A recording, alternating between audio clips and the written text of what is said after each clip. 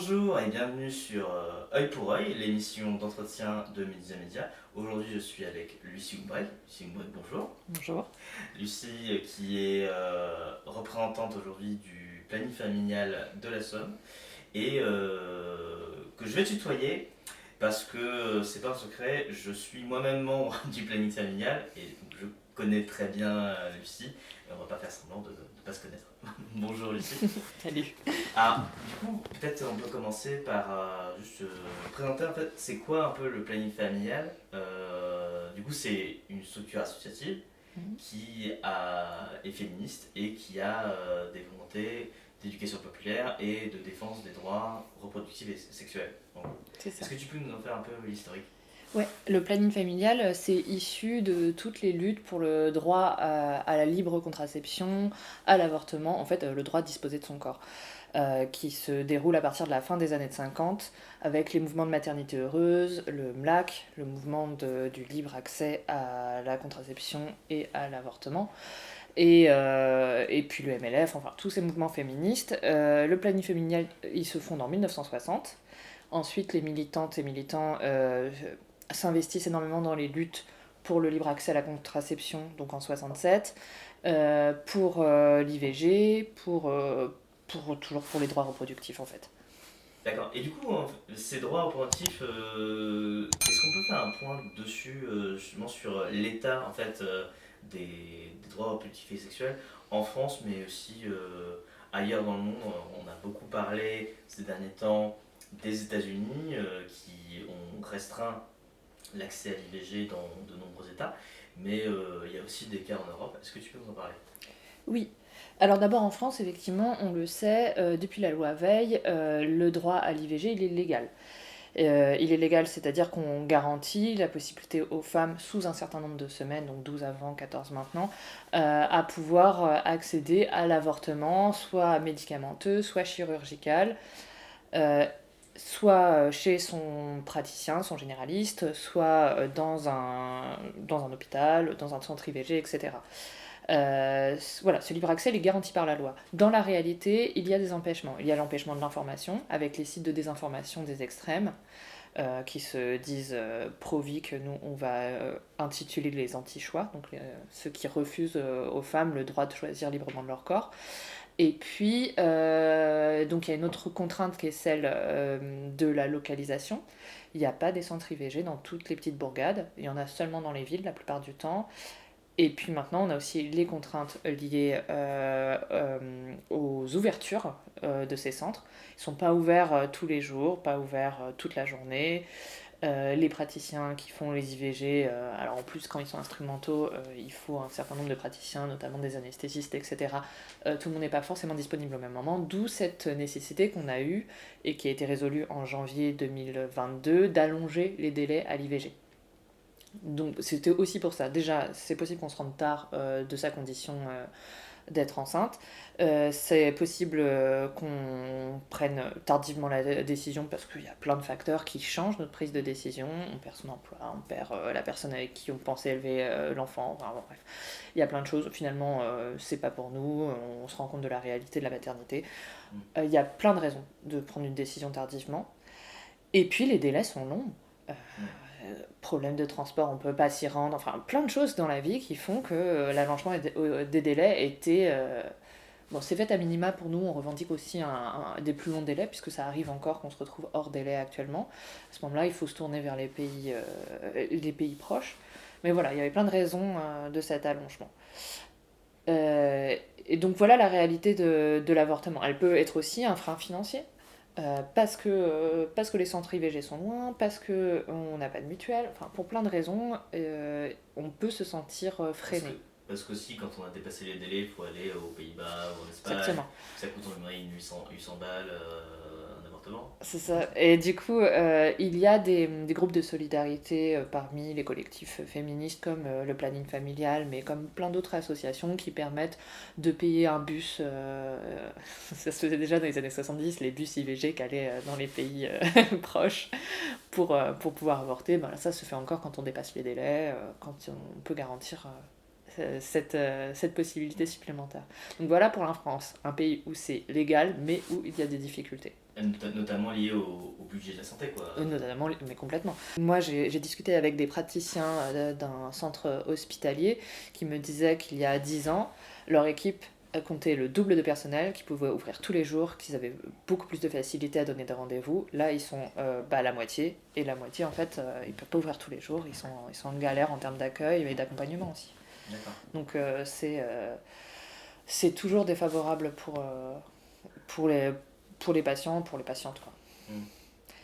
Donc ouais, dans ce cas-là, c'est un cas où c'est légal, mais il y a des difficultés. La difficulté supplémentaire qui se retrouve beaucoup dans l'exemple italien, c'est la difficulté de la clause de conscience. Donc c'est-à-dire les praticiens, les médecins et les praticiennes qui refusent l'IVG. Et donc on se retrouve dans des zones en Italie où il n'y a plus de centre IVG qui prend des patientes.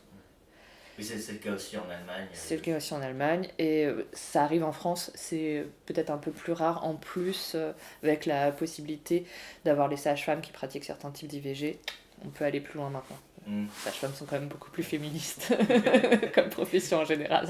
C'est étrange. Et alors du coup, là, on est dans une période où il y a d'autres pays, y compris en Europe, qui restreignent énormément l'accès à l'IVG. Est-ce que tu peux nous en parler ? Complètement. Du coup, pour l'Europe, on va citer quelques exemples. On a Malte où c'est interdit complètement. On a la Pologne où c'est interdit sauf en cas de viol et d'inceste, je pense, et de grave danger pour la mère, mais toutes les autres conditions, que ce soit grave danger pour l'enfant, risque de malformation grave, etc., tout ça, ça reste interdit. À Malte, c'est interdit tout court, qu'est-ce qui se passe, mais... Donc, y compris, viol, inceste, etc. Y compris à Malte, s'il y a un danger oui, de mort pour la mère, c'est interdit. Voilà, donc on est vraiment sur le cas extrême. Et c'est un pays européen. Et c'est un pays européen. Mais c'est vrai qu'on a tendance un peu à se focaliser sur ce qui se passe en Europe. Donc pour finir avec l'Europe, sur mon troisième exemple, c'était la Hongrie, où les restrictions se font aussi de façon psychologique, c'est-à-dire qu'on oblige les femmes qui veulent avorter à écouter le cœur du fœtus, quand le fœtus est arrivé à ce stade-là. On est sur une barrière supplémentaire, la barrière de la culpabilité qui existe déjà en temps normal, rien que... suivant l'accompagnement qu'on a pour un avortement, cette barrière-là, elle peut déjà être présente. Nous, notre rôle au planning familial, c'est de la faire sauter. Mais en tout cas, de dire aux femmes que c'est pas de leur faute, qu'elles ne tuent pas. Et du coup, là, les renforcer, ça crée encore des difficultés supplémentaires. C'est vrai que si on va du côté de l'Amérique latine, on se retrouve avec des situations assez disparates, avec l'avortement qui vient d'être autorisé en Argentine, des grands mouvements sur ce qu'on appelle l'avortement sûr et légal, puisqu'il y a la revendication que ce soit fait dans des conditions sanitaires et d'accueil qui soient convenables. Et pas seulement légal, pas légal avec peu de moyens. Donc il y a toujours ce lien qui est fait. Mais encore beaucoup de pays où c'est interdit en Amérique latine. Au Brésil, par exemple. Au Brésil. Et alors, du coup, on a beaucoup parlé effectivement des États-Unis ces derniers temps. Ça fait couler beaucoup d'encre avec la Cour suprême américaine qui a décidé. Une Cour suprême qui est à majorité républicaine, avec beaucoup de juges nommés à vie par Donald Trump. Qui sont beaucoup des hommes. Qui sont beaucoup des hommes. Et il y a une femme, je crois, qui a été nommée par Donald Trump, qui est... Donc une grosse conservatrice, très réac. Pour pas dire commence par F. Mais du coup, qui ont décidé de supprimer l'arrêt Roe versus Wade de la Constitution américaine et qui permettait, en fait, qui rendait constitutionnel le droit à l'avortement et qui faisait que les États américains n'avaient pas le droit de le supprimer entièrement. Est-ce que tu peux nous en parler ? C'est ça. Alors moi je suis pas une grande spécialiste du droit américain, mais effectivement l'intérêt de l'arrêt Roe versus Wade, c'était la fédéralisation de ce droit-là, comme la fédéralisation du mariage pour tous américains, qui a permis d'avoir moins de différence en fait entre les États. Et donc là c'est pareil, ça autorisait, ça rendait légal le droit à l'avortement de façon fédérale. Le fait de l'abroger, ça donne en fait une différence entre les États. Donc on se retrouve avec des États qui l'interdisent totalement, d'autres qui l'interdisent sous certaines conditions, inceste, viol, etc. Mais il y en a qui, comme Malte, hein, donc interdit total. Même en cas de danger grave. Donc, et d'autres qui l'autorisent à 8, 18, 22, 24 semaines, voire sans délai. Donc on voit déjà qu'il y a des groupes féministes aux États-Unis qui mettent en place des bus comme on faisait dans les années 70, mais du coup entre États, pour pouvoir permettre aux femmes d'avorter dans les États où c'est légal. Évidemment, en Europe occidentale, dans tout le milieu féministe, ça nous a complètement glacés, puisque avec des systèmes politiques assez proches, des régimes ou des vies assez proches, on s'aperçoit que c'est si facile de rendre ce droit illégal. Et c'est ça qui est glaçant. C'est pour ça aussi que les mouvements féministes, comme le planning depuis des années, ne cessent de dire que c'est un droit qui est sans cesse attaqué, sans cesse remis en question dans l'hémicycle de l'Assemblée nationale. On l'entend régulièrement remis en question. Alors, on va y venir, mais dernièrement, c'est plutôt l'inverse qui s'est passé. Mais pourtant, depuis des années, c'était quelque chose qui était affiché aussi comme des promesses électorales. Donc, si c'est affiché comme des promesses électorales, c'est pour plaire à un certain électorat, ça veut dire que cet électorat existe. Qu'il y a des gens qui sont toujours contre l'avortement. Je ne suis pas non plus une vieille grand-mère, mais quand j'étais au lycée, on avait des débats à l'école pour ou contre l'avortement. C'était légal depuis les années 70. Donc c'est quand même assez choquant. Et puis même quand certains politiciens ou politiciennes ne s'attaquent pas frontalement au droit à l'avortement, ils le font d'une manière plus insidieuse. Marine Le Pen a par exemple parlé plusieurs fois d'avortement de confort, Oui. etc. Donc c'est des manières en fait de aussi limiter, de créer une rhétorique qui permet de limiter ensuite le droit à l'IVG pour des cas plus graves et plus de restreindre quoi. Oui, c'est ça, de dire que c'est toujours une phrase qu'on entend, elles avortent parce qu'elles ont oublié leur contraception, parce qu'elles ne savent pas prendre leur contraception. C'est un discours qu'on trouve quand même assez régulièrement en disant que c'est une facilité d'avorter. Voilà. Avorter, c'est pas quelque chose de facile, c'est pas quelque chose qu'on se dit ah tiens ce matin qu'est-ce que je ferais bien un petit café en avortement youpi. C'est pas fun, c'est quelque chose qu'on fait parce qu'on n'a pas envie de vivre à ce moment-là une maternité, parce que on n'est pas dans ce désir-là, c'est une obligation qu'on doit à soi-même à ce moment-là. C'est le premier choix qu'on fait pour soi-même, disent des fois les féministes. Oui. Alors justement, on est sur la France. En France, il y a eu aussi pas mal d'attaques qui ont secoué un peu le planning familial cet été. Des attaques et des critiques venant principalement de l'extrême droite et de la droite réactionnaire, mais aussi de certains groupes dits féministes, des féministes transphobes, qui s'appellent elles-mêmes féministes. Et donc en cause, il y a une affiche du planning familial qui dit au planning, on sait que des hommes peuvent aussi tomber enceintes, donc qui s'adresse évidemment aux hommes transgenres, qui aujourd'hui n'ont plus à être stérilisés pour obtenir leur changement de statut administratif, ce qui fait qu'ils peuvent totalement tomber enceintes. Donc c'est un texte tout simple qui a entraîné une véritable panique morale sur les réseaux sociaux et dans les grands médias, et en fait qui a entraîné des menaces de mort, et aussi des menaces de suppression, des appels à supprimer les subventions du planning familial. Du coup, comment est-ce que ça a été vécu en fait cette attaque de l'intérieur du planning? Alors, pas bien. Voilà. Et effectivement, alors pour replacer un petit peu, c'est une campagne d'affichage qui avait été commandée il y a quelques années par le planning, qui est sur la thématique de l'accueil. Parce qu'au planning familial, effectivement, pour nous, c'est hyper important que toutes, tous et toutes puissent se sentir accueillis, quelle que soit leur demande, leurs besoins. Et donc, cette affiche, c'est pour ça qu'elle a été créée. Elle fait partie de tout un groupe d'affiches et elle est ressortie cet été parce que l'illustratrice, c'est illustrateur ou illustratrice d'ailleurs? Je ne sais même pas. On va dire ça alors. Illustratrice, euh, Laurie Fox, l'a remis sur les réseaux parce qu'elle était fière en fait de ce travail. Donc cette histoire-là, elle était placée pour ça, et c'est vrai que c'est tourné en polémique de façon un peu absurde. Mais en fait, nous, on se rend bien, ça nous a permis aussi de nous recadrer en se rendant bien compte que les personnes qui nous attaquent, ce sont les mêmes qui attaquent le droit à l'avortement en fait. La libre disposition de son corps, que ce soit pour les droits reproductifs que pour les droits du genre, c'est les mêmes attaques. C'est les réactionnaires, c'est les extrêmes droites, qui elles se disent féministes ou non d'ailleurs. Ouais. Dès qu'on est sur une revendication de cette libre disposition, ce libre droit ou non à la reproduction, il est attaqué. Donc oui, pour le planning familial, c'était très dur parce que ce qu'on recevait comme attaque, c'était des attaques, quand je dis de gens d'extrême droite, c'était des attaques de fascistes qui mélangeaient à la fois des propos transphobes, des propos sexistes, des propos misogynes, et des attaques on va vous brûler, etc.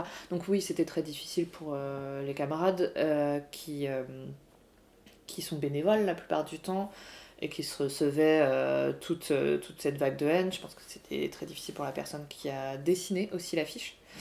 Qui a été extrêmement victime de menaces. Et puis, effectivement, l'injonction à arrêter les subventions du planning, clairement, le planning, c'est une association, comme beaucoup d'associations, on vit de subventions publiques. Et c'est pas étonnant, puisque en fait, le travail qu'on fait, il est nécessaire et il n'est pas fait par les services publics actuellement. Pour des raisons qu'on a citées tout à l'heure, c'est qu'à la fois, il manque de moyens et il manque de personnel. Puis nous, on a un travail plus militant, donc de toute façon, ça ne pourrait pas être tout à fait fait, puisque notre volonté, c'est d'améliorer le droit, et pas seulement de revendiquer l'application de la loi. C'est une première étape, on peut aussi aller plus loin. Oui. Alors, en plus, ces appels à supprimer les subventions, ça a été publié dans des journaux grand public. Typiquement Marianne qui est. Qui n'est pas sa première tribune transphobe. Oui, Marianne, c'est un journal qui est régulièrement très transphobe et qui publie régulièrement des tribunes d'organisations transphobes comme l'Observatoire de la Petite Sirène et d'autres choses. Et du coup, qui appelait directement à supprimer les subventions de planning dans un contexte qui est celui de la suppression de Roe versus Wade aux États-Unis, des démissions des droits de l'IVG en Pologne et dans d'autres pays, qui est quand même un peu particulier de voir supprimer les subventions d'une des associations de défense de l'IVG les plus importantes du pays. En tout cas, l'association historique, et puis même pour le public de toute façon. Nous, la première chose quand on vient en planning, les gens nous posent énormément de questions sur l'IVG, donc subvention de la première source d'information de la plupart du public. Il y a quelques jours, il y a 2 jours, il y a eu l'Assemblée nationale qui a voté pour l'entrée dans la Constitution du droit à l'IVG. Est-ce que tu peux nous en parler un peu ? Alors c'est une revendication qui a été portée par le planning, par plein de mouvements féministes, de cette constitutionnalisation, en fait, pour que ce soit une barrière supplémentaire en cas d'attaque.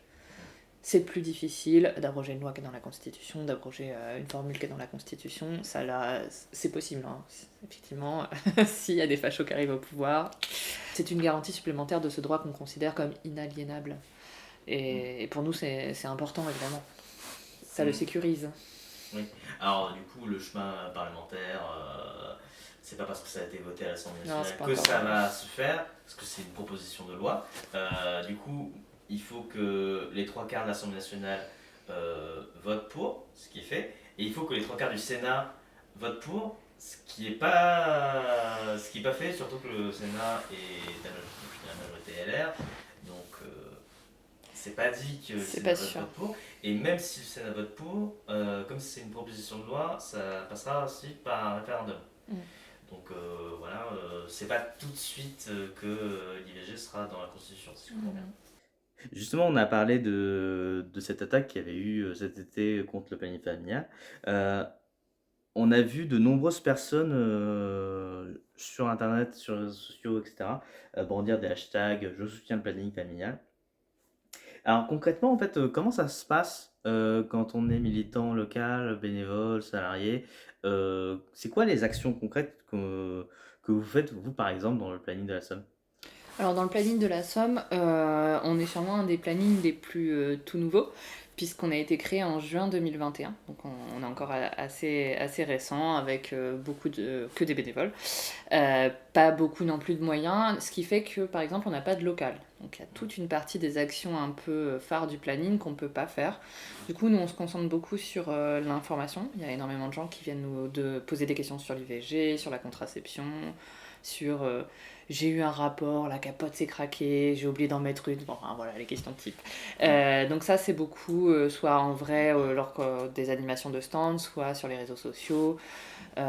Aussi des questions liées aux violences, enfin voilà. Donc notre but c'est d'informer, d'accompagner et de rediriger vers des associations qui seraient plus amènes de traiter les cas de violence, d'aider sur la contraception, d'aider à l'IVG, etc.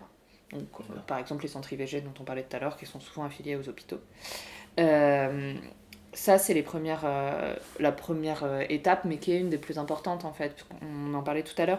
Il y a énormément de désinformation sur Internet et du coup, c'est important qu'il y ait de l'information aussi. Oui. Et de l'information militante et féministe. Et d'ailleurs, j'ai fait le test il y a encore pas si longtemps. Quand on tape IVG. avortement, Ouais. IVG sur Google, les premiers sites référencés, c'est des sites qui font gouvernementaux, qui font officiels et qui sont des sites anti-choix en fait. Qui s'appelle ivg.net notamment.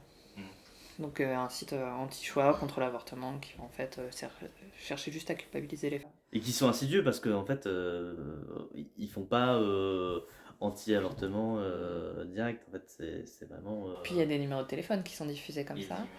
Et moi j'ai une amie par exemple il y a quelques années qui avait appelé pour avoir des renseignements sur l'avortement, un numéro de téléphone qu'elle avait trouvé, elle pensait sur un bon site. Et elle s'est retrouvée avec quelqu'un qui lui disait mais vous en avez parlé à votre compagnon? Vous êtes sûr? Parce que après il va vouloir rompre avec vous. Qui est un peu l'argument phare. Toujours dire ou alors, ça va vous amener qu'à la rupture et la désolation. Et l'éternel regret. Ou des souffrances psychologiques. Ou des souffrances psychologiques, on ne s'en remet jamais, enfin voilà, plein de choses comme ça. Et alors du coup, il y a cet aspect informationnel. Vous faites aussi de l'éducation populaire? Exactement, de l'éducation populaire à la sexualité, aux droits reproductifs, aux droits sexuels, au genre, aux violences. Donc c'est un peu les grandes thématiques du planning familial. Donc. Et l'éducation populaire, c'est l'échange des pratiques militantes, c'est la construction d'un savoir militant, politique, féministe ensemble. Ça, on le fait dans les milieux scolaires. Souvent, c'est aussi comme ça qu'on est connu. On a eu des intervenantes du planning familial quand on était enfant. On a trouvé ça super, on a envie de militer avec elles. C'est idéal. Donc souvent dans les milieux scolaires, mais aussi dans le parascolaire, dans les centres aérés, les CAJ et tout ça. Nous, c'est déjà ce qu'on a commencé à faire au planning familial de la Somme. On tient des stands des fois dans les accueils des établissements. On va faire des interventions en classe. On va regarder des films avec les élèves. Et puis on va dans les centres aérés, en fait, un peu tout dans le parascolaire. On tient des stands en rue, des fois dans des salons d'associations, ce qui permet aussi de toucher un peu un tout public, des familles, des personnes plus âgées, etc. Il faut savoir que sur la question propre de l'IVG, on a souvent cette représentation que les principales concernées par l'IVG, ce sont des jeunes femmes de moins de 20 ans. Non. Bon, voilà. Non, toute femme peut être concernée par l'IVG, puisque la fertilité évolue en fonction d'un nombre incalculable de facteurs. Et donc la gestion de la fertilité et de la contraception, elle évolue aussi. On a une partie formation aussi, à destination du public, à destination des militantes et des bénévoles du planning familial, où on va se former sur l'histoire du féminisme. C'est toujours bien de savoir d'où on vient et de quel mouvement on est issu. On va se former à l'accueil, à la tenue de stand, savoir répondre aux personnes qui veulent nous agresser aussi sur les stands des fois. Vous parlez de sexe aux enfants? vous Mon êtes des Dieu. pervers. Et ben non, on parle de sexe aux enfants parce qu'ils en ont un et il faut en parler.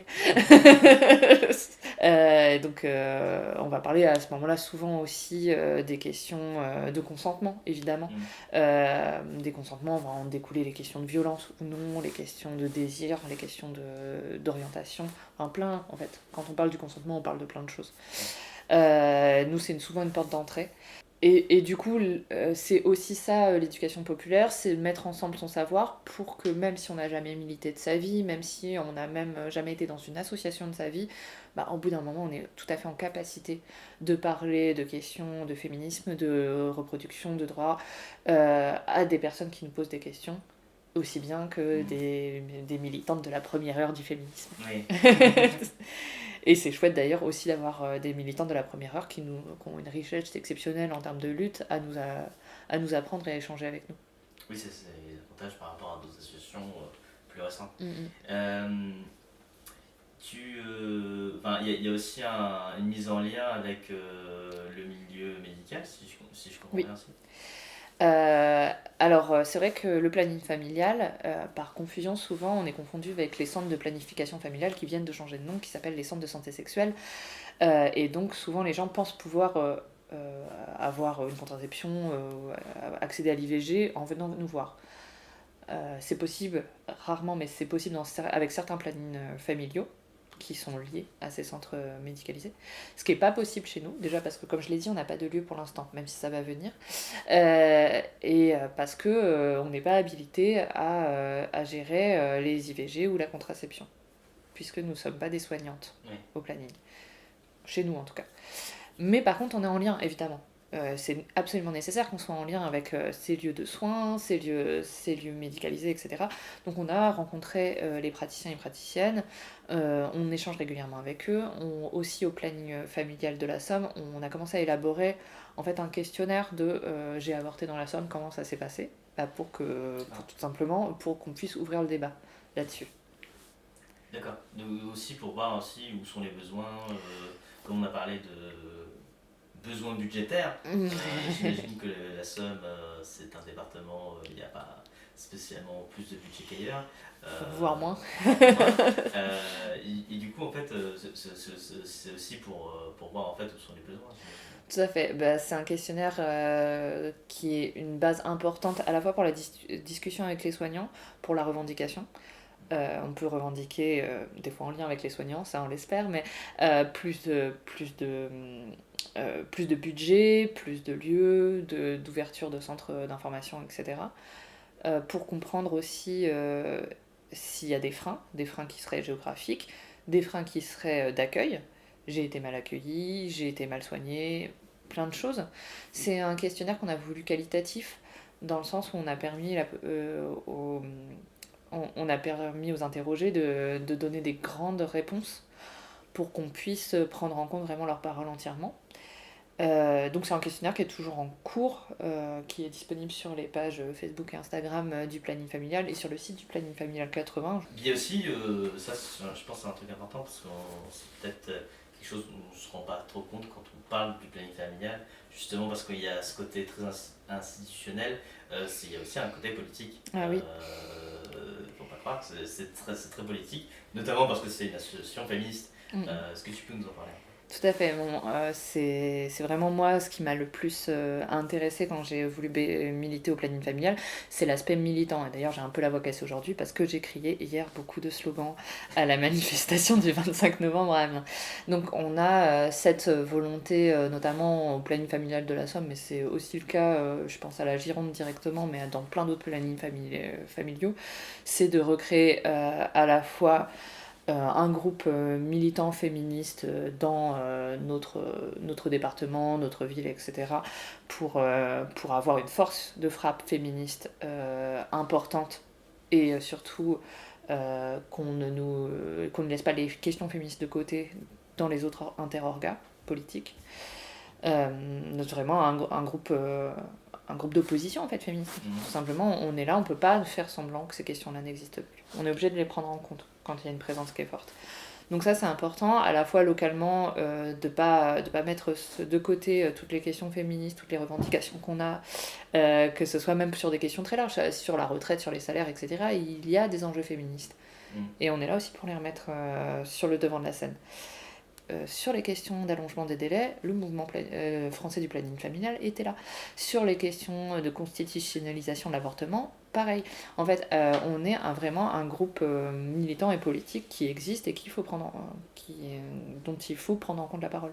Oui, qui fait, enfin, on pourrait dire du lobbying quelque part. Lobbying, du militantisme, oui, c'est comme ça qu'on dit. Du militantisme, non, mais qui agit sur les débats à l'Assemblée nationale et qui, par exemple, on parlait de la constitutionnalisation de l'avortement. C'est un combat que porte le planning depuis très très très longtemps et qui est peut-être, l'espérons-le, en passe d'être gagné, par exemple. Pareil pour l'allongement des délais, la gratuité des soins, etc. Alors, du coup, en fait, maintenant qu'on sait un peu c'est quoi les actions du planning familial, comment en fait ça marche si on veut vous rejoindre, tout simplement? Pour nous rejoindre, c'est assez simple. Il suffit de nous contacter sur les réseaux sociaux quand on nous croise en manif. C'est ouvert à toutes et à tous le planning, donc c'était aussi le but de l'affiche d'ailleurs. Mais c'est vraiment ouvert à toutes et à tous. En fait, il y a plusieurs façons d'aider le planning. Effectivement, devenir bénévole, c'en est une. Et il y a aussi la possibilité de faire des dons au planning familial. Comme on l'a dit plus tôt, le planning familial a été menacé par des arrêts de subvention. Et bien, aider le planning familial par des dons, c'est une façon un peu de contrecarrer ces menaces. Et parler du planning familial, les hashtags je soutiens le planning, en fait ça nous fait de la visibilité, ça montre que notre travail est utile, ça montre qu'il est pas seulement utile, qu'il est nécessaire et que sans nous c'est grave la merde. Ça montre qu'on est présent. Donc c'est un peu les trois façons. Ce qu'on fait là par exemple, parler du planning, ça reste essentiel. Eh ben, super. Bah, Bah, écoute, merci, je pense qu'on va peut-être pouvoir conclure là-dessus. Juste, je t'ai demandé en fait si tu avais une source, n'importe quoi, texte, film, pour aller plus loin en fait, pour ceux qui veulent en apprendre plus, que ce soit sur l'IVG ou le planning familial, etc. Est-ce que tu as des choses à nous conseiller? alors du coup moi j'ai pensé plutôt à des films que j'ai vus récemment et parce qu'on les a présentés avec le planning familial. Moi j'ai adoré le film L'événement qui est sorti l'année dernière, en novembre dernier. Dont il y a l'affiche qui est régulièrement dans mes lives sur Twitch. Ah. D'Audrey Diwan et qui avait eu le Lion d'Or à la Mostra de Venise, je crois. Donc là, on l'avait présenté avec le planning. C'est un film magnifique qui est basé sur un livre d'Annie Ernaux. Pour le coup, je trouvais le film encore plus poignant. Donc c'est un parcours d'IVG avant la légalisation. C'est intéressant à mettre en perspective parce que du coup, ça nous montre que c'est fragile, qu'est-ce que c'est la réalité, qu'est-ce que c'est l'horreur de ne pas pouvoir avorter comme on veut. On sent, spoiler, je ne sais pas, mais on sent en tout cas un profond soulagement de ce personnage principal féminin quand elle finit par avorter, et qui est tellement jouissif en fait. Moi, il y a des scènes qui sont un peu dures dans ce film. C'est très poignant. C'est poignant parce que voilà, on voit des scènes d'avortement. Et bizarrement, moi, ce qui m'a le plus touchée, c'est vraiment ce soulagement qu'elle ressent. Je trouvais absolument magnifique.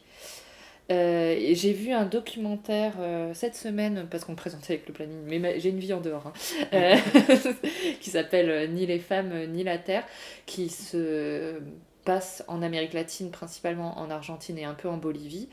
Et donc qui est un film de 2018, donc avant l'Argentine qui obtient le droit à l'avortement. Du coup, elles en parlent un peu, qui parle de violences sexistes et sexuelles, qui parle de droit à la terre dans le sens où les populations sont déplacées par les multinationales qui polluent énormément les terres et qui du coup font des migrations soit climatiques soit écologiques en fait, qui sont obligées d'immigrer à cause des multinationales. Et en fait la façon dont les deux histoires se lient et dont c'est les femmes les principales combattantes de ces histoires, c'est assez magnifique.